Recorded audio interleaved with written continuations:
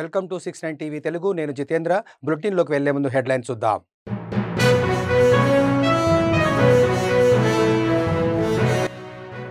వ్యాపారవేత్తలు, chartered accountants సలహాలు సూచనలతో బడ్జెట్ మార్పులు చేస్తాం. కేంద్రంతో ముడిపడిన ప్రతి ప్రాజెక్టుకు లోటు లేకుండా చూస్తామన్న కేంద్ర మంత్రి.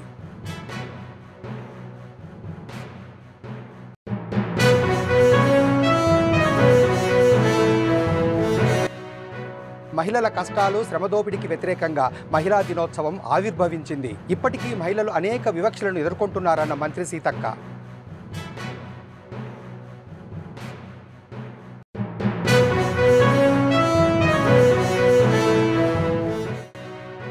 ఫోర్త్ సిటీకి వచ్చే ప్రతి పరిశ్రమలో స్థానికులకే ఉద్యోగ ఉపాధి అవకాశాలు అధికం. తుక్కుగూడలో లెన్స్ కార్డు పరిశ్రమ నిర్మాణానికి భూమి పూజ చేసిన మంత్రి శ్రీధర్ బాబు.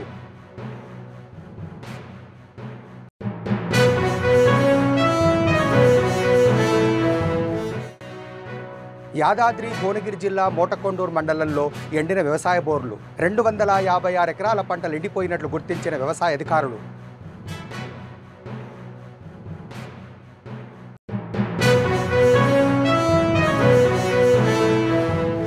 దేశవ్యాప్తంగా ఉన్న వ్యాపారవేత్తలు, చార్టెడ్ అకౌంటెంట్స్, లాయర్లు, వ్యాపార సంఘాల నుంచి సలహాలు సూచనలు తీసుకొని బడ్జెట్లో మార్పులు చేస్తామని కేంద్ర ఆర్థిక మంత్రి నిర్మలా సీతారామన్ తెలిపారు. విశాఖలో ఏర్పాటు చేసిన సమావేశంలో ఆమె మాట్లాడుతూ, ఏటా బడ్జెట్ టేబుల్ చేశాక మధ్యలో గడువు ఉంటుందని, మళ్లీ పార్లమెంటు మొదలయ్యాక ఫైనాన్స్ బిల్లుపై చర్చ జరుగుతుందని, ఆ తర్వాత ఆమోదం ఉంటుందని తెలిపారు. ముఖ్యమైన అభిప్రాయాలు, సూచనలు వస్తే సవరణలు చేసి బడ్జెట్ను ఆమోదిస్తామని మంత్రి తెలిపారు. ఏపీకి కేంద్రంతో ముడిపడిన ప్రతి ప్రాజెక్టుకు ఎలాంటి లోటు లేకుండా చూస్తున్నట్టు స్పష్టం చేశారు. విశాఖ ఉక్కు పూర్వ వైభవానికి కృషి చేస్తున్నట్లు మంత్రి సీతారామన్ తెలిపారు. Will be impact on both country relationships and how do you defend this 100% charges on the US imports?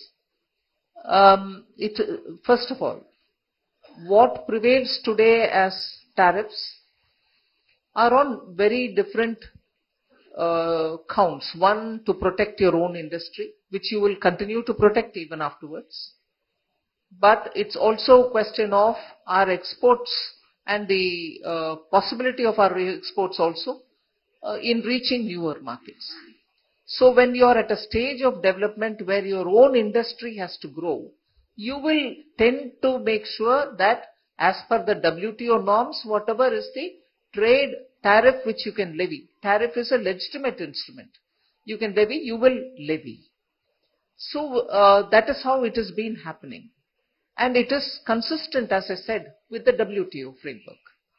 Now the question of a bilateral relationship with a country and the tariff discussions between the two countries concerned is what we are referring to now when we are talking about the US and India. So both countries, obviously, they will take care of their interest and we'll keep India's interest on the top and negotiate with them to see how best we can take it forward. So madam, my name is Aditya Sabarwal. I write for an industrial business publication from the state of Andhra Pradesh. I had a quick clarification from you, and if you could just, I think, help us understand if this is correct or wrong. A lot of the trade people that we speak to over here tell us that they would like to have a single GST department and not have a central and a state, because I think the CESIS gets notices from both the wings. So probably in this, going towards an ease of business parameter, would that be something that the department is thinking about going forward? No, it's not thinking at the moment about it, because the structure of the GST itself has a state GST component and the central GST component. Now, if you're trying to say that the state and the center are doing both parallelly things which should have been done only one singly, there are issues which can be taken up and discussed. But the suggestion that you give me straight away, sort of on its own, without any prompt, raises a lot of questions about how do we view the center and state, the federal structure in this. Because as it is, we have brought in one tax, one nation, one tax. Of course, it has slabs and stuff. But it's a question of the center and states having agreed to a particular format. So for ease of doing business, if you want it simplified, there can always be ways in which we can all talk about. మహిళల కష్టాలు తీర్చేందుకే శ్రమదోపిడికి వ్యతిరేకంగా నాడు మహిళా దినోత్సవం ఆవిర్భవించిందని, ఆర్థిక స్వేచ్ఛ కోసం మహిళలు ఇప్పటికీ పోరాడుతూనే ఉన్నారని మంత్రి సీతక్క ఆవేదన వ్యక్తం చేశారు. అంతర్జాతీయ మహిళా దినోత్సవం సందర్భంగా ఏర్పాటు చేసిన కార్యక్రమంలో పాల్గొన్న మంత్రి మాట్లాడుతూ, శ్రామిక మహిళల శ్రమకు తగిన గుర్తింపునిచ్చే విధంగా మహిళలు ఉద్యమాలు చేసి హక్కులు సాధించుకున్నారని, అప్పటి నుంచి ఇప్పటికీ రకరకాల వివక్ష అన్ని రంగాల్లో మహిళలు ఎదుర్కొంటున్నారని ఆమె తెలిపారు.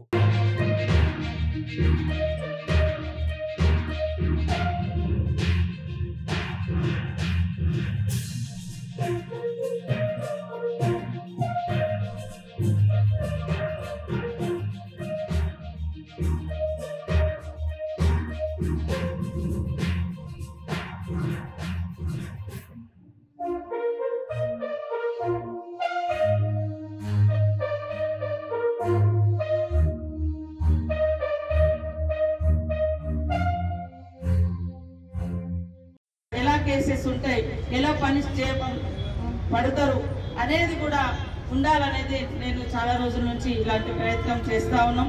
అదేవిధంగా మీరు జర్నలిస్టులుగా మహిళలు అనేక సవాళ్లను సమస్యలను ఎదుర్కొంటూ ఉంటారు. అటు యాజమాన్యాలతోటి కానీ ఇక్కడ వార్త సేకరణకు వెళ్ళినప్పుడు కూడా రకరకాలుగా మరి వేధింపులు ఉంటాయి, టార్గెట్ చేయబడుతూ ఉంటాం. వాస్తవాలను బయటకు తీయాలంటే మరి ఆడవాళ్ళ మీద లైంగికంగా బెదిరింపులు కూడా ఉంటాయి, మహిళా జర్నలిస్టుల మీద. ఇదొక చాలా సవాల్తో కూడుకున్నటువంటిది, ఛాలెంజ్తో కూడుకున్నటువంటిది.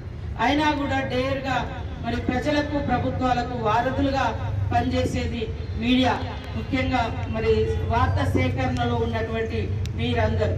కాబట్టి మీ యొక్క కృషి చాలా అద్భుతంగా ఉండాలి. మరి ఎక్కడ కూడా డైవర్ట్ కాకుండా పబ్లిక్ కు న్యాయం జరిగే విధంగా, పబ్లిక్ ను చైతన్యం చేసే విధంగా, ముఖ్యంగా ఉమెన్ ఓరియంటెడ్ స్టోరీస్ కూడా ఎక్కువ స్ఫూర్తిదాయకమైనటువంటి లేదా శ్రమను గౌరవించేటువంటి విలువలతో కూడుకున్నటువంటి అంశాలను ఈ సమాజానికి తెలియజేసి తద్వారా వాళ్ళలో ఒక మార్పును కూడా మీ కలం ద్వారా, మీ ఛానల్స్ ద్వారా, మీ జ్ఞానం ద్వారా మరి సమాజ మార్పు చాలా గొప్పగా వేగవంతంగా జరగడానికి మీ పాత్ర చాలా గొప్పది అని కూడా నేను భావిస్తా ఉన్నాను. ఏ ఉద్యమాన్ని చూసినా దాని వెనుక మరి పత్రికా మీడియా జర్నలిస్టు యొక్క పాత్ర చాలా అమోఘంగా ఉంది. ఎంతో దూరం వెళ్లకుండా తెలంగాణ ఉద్యమంలో కూడా తెలంగాణ ఉద్యమం యొక్క భావ వ్యాప్తిని చేయడంలో మరి అత్యంత కీలక పాత్ర వహించింది మీడియాని. మీరందరూ మీరు ఫోర్త్ సిటీతో పాటు మహేశ్వరం నియోజకవర్గంలోకి వచ్చే ప్రతి పరిశ్రమలో స్థానికులకే ఉద్యోగ ఉపాధి అవకాశాలు ఎక్కువగా కల్పిస్తామని రంగారెడ్డి జిల్లా ఇన్ఛార్జ్ మంత్రి శ్రీధర్ బాబు తెలిపారు.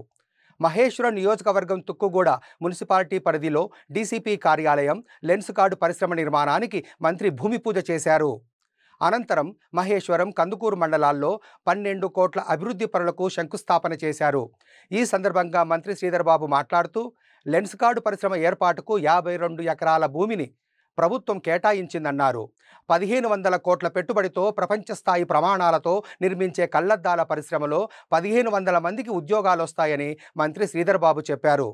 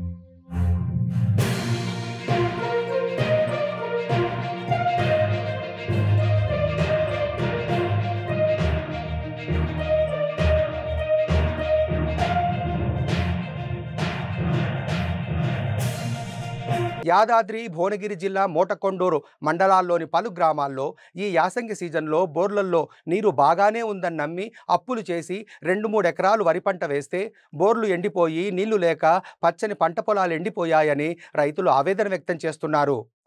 గత్యంతరం లేక ఎండిన పంట పొలాల్లో పాడి పశువులు మేకలను గొర్రెలను మేపుతున్నారు.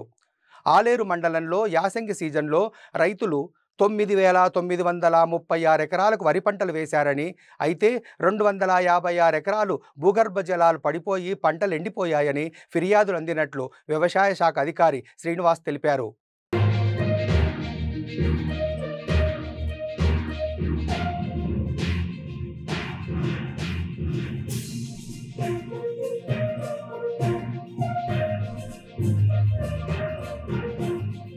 మేము నీళ్ళు లేక సత్తున్నాం.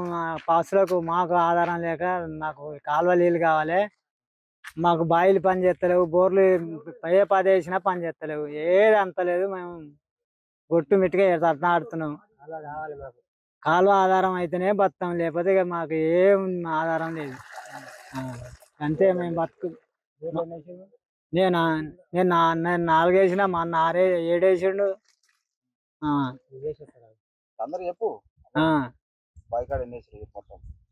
మా తమ్ముడు 3 వేసిండు, మా నడిపాయన. ఇంకా ఇంకొక ఆయన ఇక ఈయన 3 వేసిండు. ఈయన 3 4 ఏ వేసినా ఏం అక్కడ కొత్తలేవు. మా పెద్దన్న కొడుకు ఆడు 3 వేసిండు. ఏది వేసినా ఏం అక్కడ కొత్తలేదు, ఏం సక్కర కొత్తలేదు. కాలువ రాంది మేము బతకం. ఇక ఏమున్నా కాలువతోనే ఆధారం, ఏమన్నా గవేగా వస్తేనే బతుకు. కానీ మాకైతే ఇప్పుడైతే ఏం ఆధారం లేదు. మాకు ఈ పెట్రోళ్ళకి, ఈ మోటార్లకి, సాటర్లకే సుక్కలకి పసల దాదుకుందామని ఆధారం లేదు. మాకు ఎటువంటి కాలువ రావాలి. కాలువ వస్తే బతికినట్టు, లేకపోతే మాకు గదే ఉన్నది, ఆధారం ఏం లేదు. ఇక మేము వెళ్ళిపోయేది. ఇక్కడికి వెళ్ళి శ్రీనివాసపురం వెళ్ళి విడుదలపెట్టి ఎక్కడన్నా దారి చూసుకునేది. దేశంలో చాలా సమస్యలున్నాయని, వాటిని ప్రభుత్వం పరిష్కరించాలని సిపిఐ నేత రామకృష్ణ విజ్ఞప్తి చేశారు. దేశంలో మోదీ ప్రభుత్వంలో సమస్యలు పరిష్కారం కావడం లేదని అన్నారు. ప్రజాధనంతో కట్టిన టిడ్కో ఇల్లు లబ్ధిదారులు కేటాయించాలని ఆయన డిమాండ్ చేశారు. మోదీ ప్రభుత్వం కార్పొరేట్ శక్తులకు దాసోహమైందని దుయ్యబట్టారు. ఏపీ సర్కార్ రాష్ట్రాన్ని పూర్తిగా అప్పులమయం చేసిందని, రాష్ట్రంలో ఎక్కడైనా అభివృద్ధి జరుగుతుందా అని రామకృష్ణ ప్రశ్నించారు. రాసినవాడు అలాంటి వాడు దిగజారి అంత నీచంగా మాట్లాడితే అందులో ఓకే, నువ్వు పవన్ కళ్యాణ్ మీద కోపం ఉంది, పవన్ కళ్యాణ్ తిట్టు, తప్పులే, విమర్శించు. కానీ పవన్ కళ్యాణ్ భార్యని, వాళ్ళ పిల్లల్ని అవమానించే పద్ధతిలో నువ్వు మాట్లాడము ఏమరకు సమంజసం? కాబట్టి ఏమంటే ఈ పోసాని లాంటి దిగజారి మాట్లాడిన వాళ్ళని ఎవరు సపోర్ట్ చేసినా కరెక్ట్ కాదు. ఎందుకంటే అట్లా తెలుగుదేశంలో కానీ, జనసేన పార్టీ కానీ, ఏ పార్టీ అయినా కానీ రాజకీయంగా ఒకరికొరు విమర్శలు చేసుకోవాలి తప్ప వ్యక్తిగత విమర్శలు అందులో ఇట్లా ఇవి తగ్గించాలి. అన్నిటికంటే ముఖ్యంగా మహిళలను కించపరిచేటట్టు, మహిళల శీలాన్ని కూడా వాళ్ళని ఒక రకంగా చెప్పాలంటే కించపరిచేటట్లు మాట్లాడడం, అది ఏ పార్టీలో ఉండేవాడు చేసినా దాన్ని వ్యతిరేకించాలి. బీజేపీ ఉన్నారు, వాళ్ళ మమ్మల్ని విమర్శిస్తారు, మేము కమ్యూనిస్టులు వాళ్ళని విమర్శిస్తాం. అంతేగాని వాళ్ళ మహిళల గురించి కానీ ఇంకోటి అట్లా చేయం కదా. అట్లే ఉండాలి. ఏ రకంగా ఈ ప్రాంతం అభివృద్ధి అవుతుంది ఇవాళ చాలా క్లియర్గా సూటిగా అడుగుతా ఉన్నా. 1989లో ఎన్టీ రామారావు గారు ముఖ్యమంత్రిగా ఉన్నప్పుడు రూపకల్పన చేసిన ప్రాజెక్టులు హంద్రీనీవా, గాలేరు నగరి, తర్వాత వెలుగొండ ప్రాజెక్టులు మీరు పెద్దగా డబ్బులు ఇవ్వలే. మరి ఇంకా ఎన్ని ఏళ్ళు, ఇప్పటికే 3 దశాబ్దాలు దాటిపోయినాయి. మరో 3 దశాబ్దాలకు కూడా ఈ రకంగా మీరు నిధులు కేటాయిస్తూ పోతే అసలు పరిష్కారం కాదు, ఈ ప్రాజెక్టులు పూర్తి కావు. కాబట్టి చాలా క్లియర్గా అడుగుతూ ఉన్నాం. మీరే చెప్తున్న 62% వ్యవసాయం పైన ఆధారపడి జీవించే రాష్ట్రంలో మీరు ఇరిగేషన్ రంగానికి 10% నిధులు కూడా కేటాయించకుండా ఈ రకంగా అన్యాయం చేయడం మాత్రం సరైంది కాదు. దీన్ని తీవ్రంగా తప్పుపడతా ఉన్నాం. దీన్ని రాష్ట్ర స్థాయిలో కూడా ఎక్స్పోజ్ చేయడానికి ఈ బడ్జెట్ సమావేశాల సందర్భంగానే విజయవాడలో కూడా సమావేశాలు ఏర్పాటు చేస్తున్నాం. విధుల్లో నైపుణ్యాలు మెరుగుపరుచుకొని ప్రజలకు మంచి సేవలు అందించాలని Rayalaseema region incharge home guards commandant Mahesh Kumar పిలుపునిచ్చారు. స్థానిక పోలీస్ పరేడ్ మైదానంలో జిల్లా ఎస్పీ జగదీష్ ఆదేశాల మేరకు జిల్లాలోని హోంగార్డ్స్ పరేడ్ నిర్వహించారు. ఈ కార్యక్రమంలో కమాండెంట్ ముఖ్య అతిథిగా పాల్గొని పరేడ్ను తనిఖీ చేశారు. అనంతరం హోంగార్డ్స్ను ఉద్దేశించి మాట్లాడుతూ ఉద్యోగంలో చేరే ముందు శిక్షణలో నేర్చుకున్న అంశాలను ఎప్పుడూ గుర్తు చేసుకుంటూ ఉండాలని, హోంగార్డ్స్ల దైనందిన విధులు సవాళ్లతో కూడుకున్నవేనన్నారు. ఆరోగ్యానికి అత్యధిక ప్రాధాన్యత ఇవ్వాలని సూచించారు.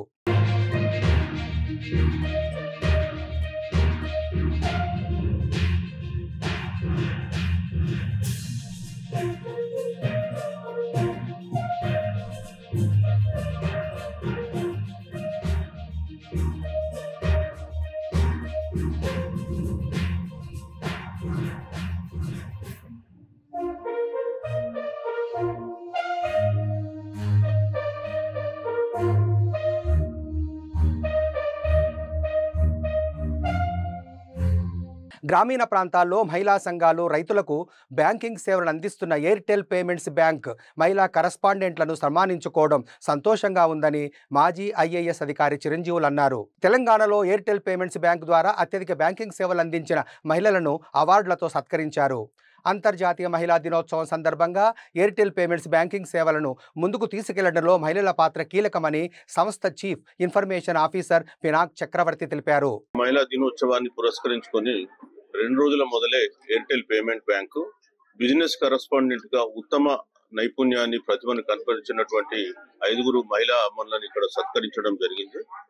ముఖ్యంగా Airtel payment bank financial inclusion అనేటువంటి ఒక మహత్తర ఆశయంతో గ్రామీణ ప్రాంతంలో విస్తరిస్తూ ఉంది. ఈ రోజు సుమారు 3,000 మంది business correspondents Airtel payment bank పనిచేస్తూ ఉన్నారు. సో ఎయిర్టెల్ పేమెంట్ బ్యాంక్ ద్వారా ఎంతో మందికి లైవ్లీహుడ్స్ కూడా గ్రామీణ ప్రాంతాల్లో లభిస్తూ ఉన్నాయి.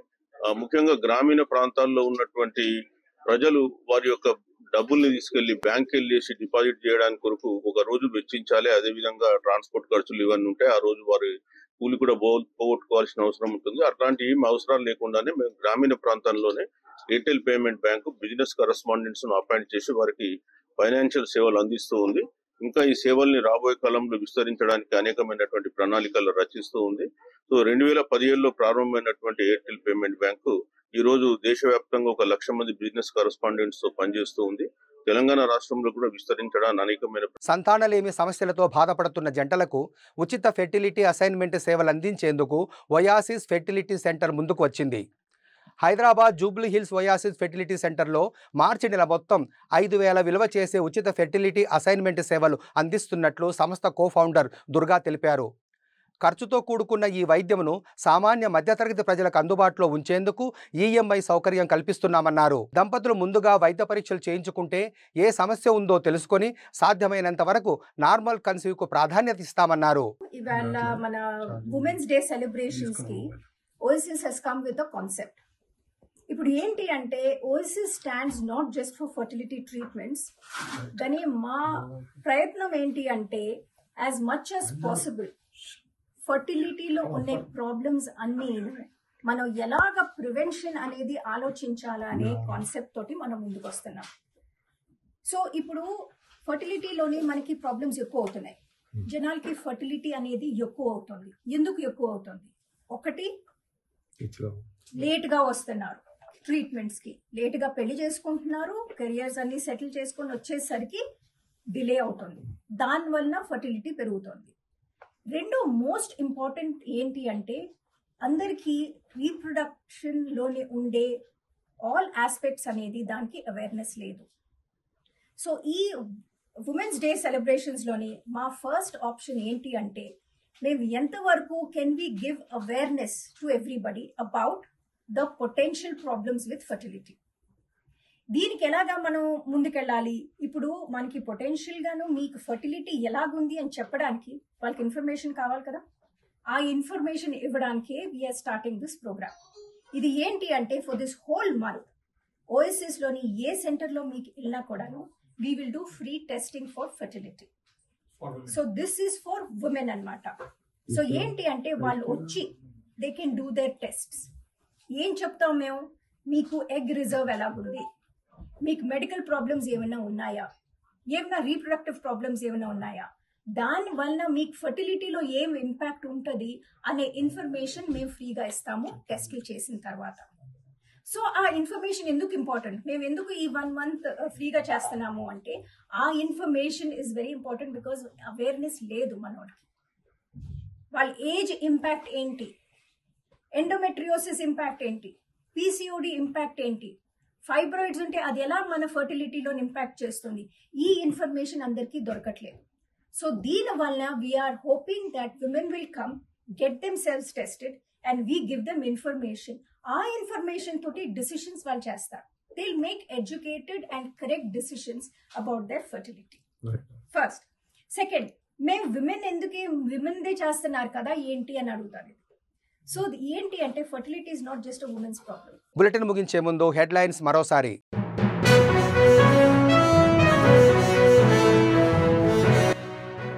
వ్యాపారవేత్తలు, చార్టెడ్ అకౌంటెంట్స్ సలహాలు సూచనలతో బడ్జెట్ మార్పులు చేస్తాం. కేంద్రంతో ముడిపడిన ప్రతి ప్రాజెక్టుకు లోటు లేకుండా చూస్తామన్న కేంద్ర మంత్రి.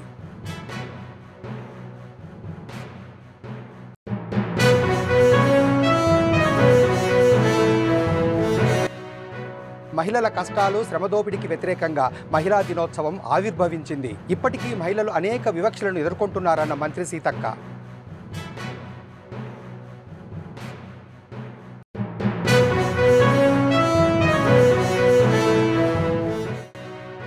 ఫోర్త్ సిటీకి వచ్చే ప్రతి పరిశ్రమలో స్థానికులకే ఉద్యోగ ఉపాధి అవకాశాలు అధికం. తుక్కుగూడలో లెన్స్ కార్డు పరిశ్రమ నిర్మాణానికి భూమి పూజ చేసిన మంత్రి శ్రీధర్ బాబు.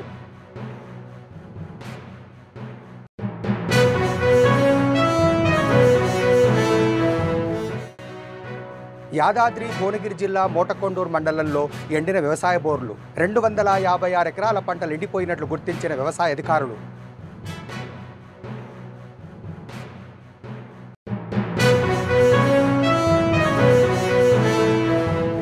మరిన్ని అప్డేట్స్ కోసం చూస్తూనే ఉండండి 69 టీవీ తెలుగు.